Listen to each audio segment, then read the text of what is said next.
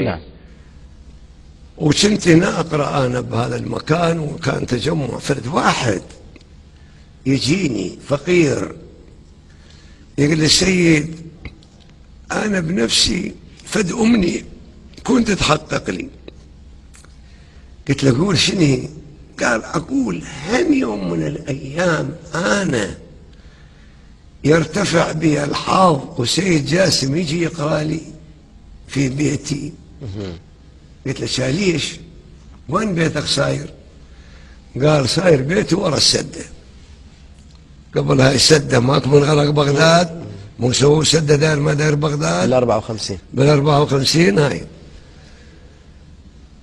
قلت له يلا خل نروح نشوف بيتك. جيت نتمشى العصر، بيته صريفه وكل ما عنده من مساحة قدر هاي الزولية 3 ب4. قالوا يجون 4 5 يقعدون. قلت له شو تريد قرايتك؟ قال اريد قراية العصر الساعة بال6 محرم بذاك الوقت. صيف كان، صيف العصر. قلت له خوش ما يخالف اقرا. قال تقرا لي السيد؟ قلت له والله اقرا له. قال سيد انت تقرا لي الي؟ ما 4 يقعدون وهالشكل وهذا التجمع بالليل قلت له هذا الشكل وهذا الشكل ونفس الموضوع نفس العطاء. لا دائما الحسين صلاة الله ينطي على النية. يمكن قراءتك هي المقبولة. والله صرت ثاني يوم جيت قرأت له مساكين فارش هو الحصيرة فريشة بسيط وهذا. قرأت له 10 أيام يومية العصر. يوم العاشر قال يا سيد أنا من العام للسنة أجمع بهاي الشربة اللي ما الخزر فيها ندخل بها ماي مال الماء، أجمع بهاي الشربة فلس وفلسين و10 فلوس، وأكثر شيء يخلي 50 فلس بعض الأحيان، يعني درهم. أي درهم. وهاي الشربة أنا ما كثر ما أكثر بيها. البيها إليك بدال القراية اللي قرأتها عندنا هاي 10 أيام. قلت له زين ليش ما تخليها على حطتها الشربة وإلك وأنت مبرد ذمة وأنا ما أريد للحسين خليها. قال لا بالله ما أقبل أني لا من للحسين.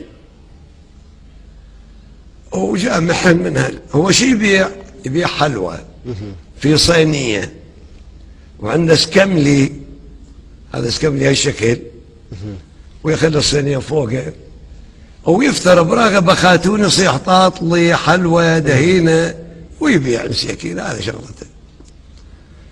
فجامع الفلوس من ذني.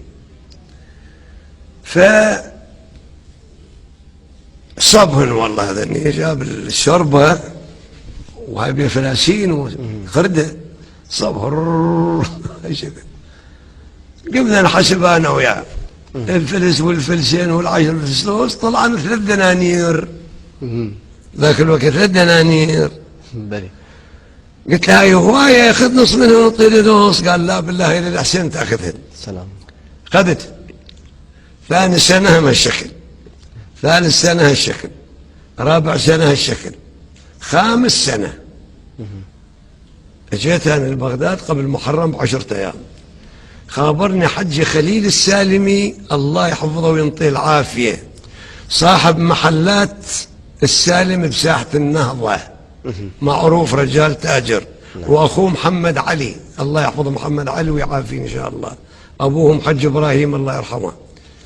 خابرني قال للسيد، قلت له قال السيد محمد طاهر الحيدري امام جامع المصلوب طالب تقرا له 10 أيام السنة بمحرم العصر الساعة بال6 مقابل 100 دينار.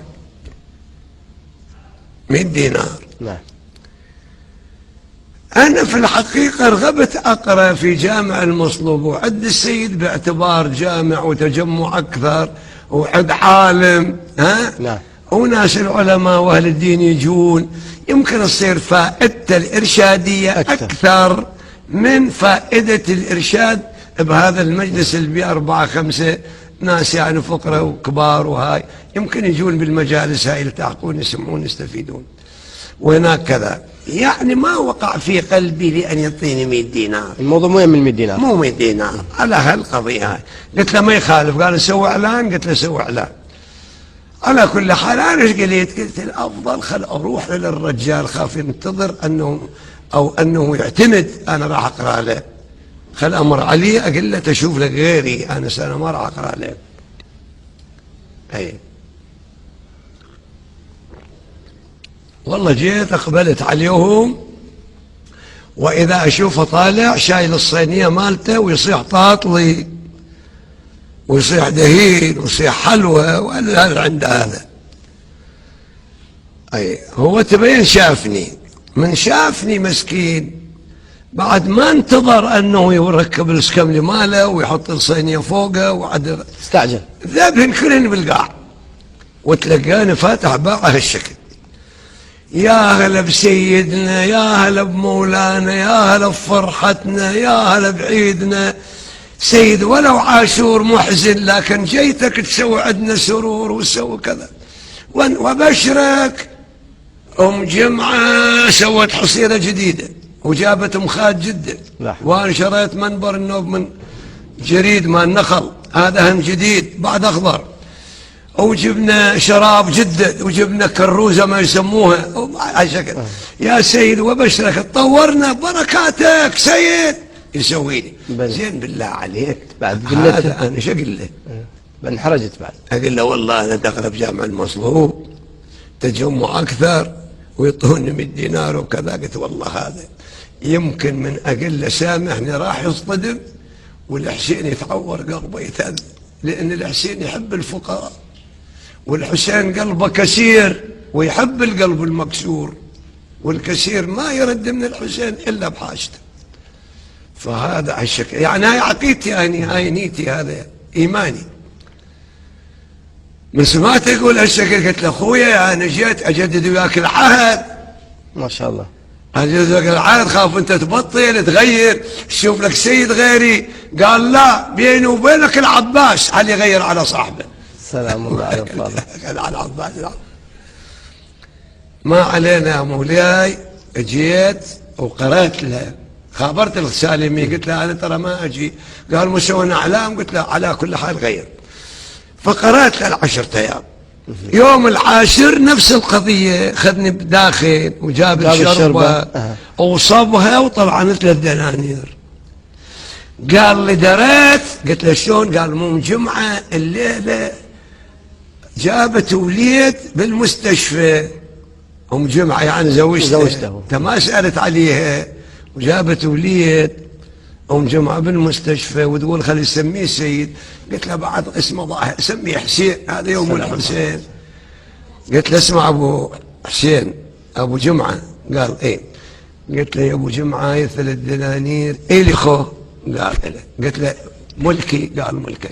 قلت له أنا أهب لوليدك حسين اللي صار اليوم، تشتري له بيها مهد كاروك، تشتري له بها هاي 3 دنانير هواية بذاك الوقت. لا يا سيد. قلت لا أبدا. هذا الموقف أنا أعتبره من أعظم العظات واقعا. الله سبحانه وتعالى جعله هكذا، كأن مولاي يعني لا 100 دينار ولا الجاه ولا اللي موجود بذاك المسجد، أي كل هذا. الحسين ايش قال لي؟ قال لي روح ولك يا جاسم، نجحت بالامتحان الحمد لله. والله لنعطيك عطية تظل إلى الآخر تزود كل سنة. الحمد لله رب العالمين. أعطيك عطية تزود كل سنة. مولاي خلصت المجلس منه، خابرني حج خليل السالمي نفس الموضوع. قال الجماعة فلان تاجر يريدك تقرأ له العصر على القناة. على كل حال أنا صدق رحت قرأت هذا يقول للخليل شط للسيد. قال أنت تاجر عيب تقول شط للسيد. عرفت ولا؟ مال أبوك مال الحسين. عرفت ولا؟ عيب تقول له شط للسيد. انطر. مولاي انطاني مبلغ اللي رحت اشتريت بيه بيت بكربلاء بحي الحسين. ما شاء الله ما شاء الله. وكل سنة يزود، كل سنة يتطور. هاي بركة هذيك الحصيرة. بركة هذا النشر 3 دنانير، ولأني ما كسرت قلب هذا الفقير. وهاي وصيتي لكل الناس، لا تخدش عاطفة واحد ولا تبيعها بالرخيص مقابل شيء فلاني أو شيء الفلاني أبدا، رباعك تمسك بهم. طيب سيدنا، يعني وجهة نظرك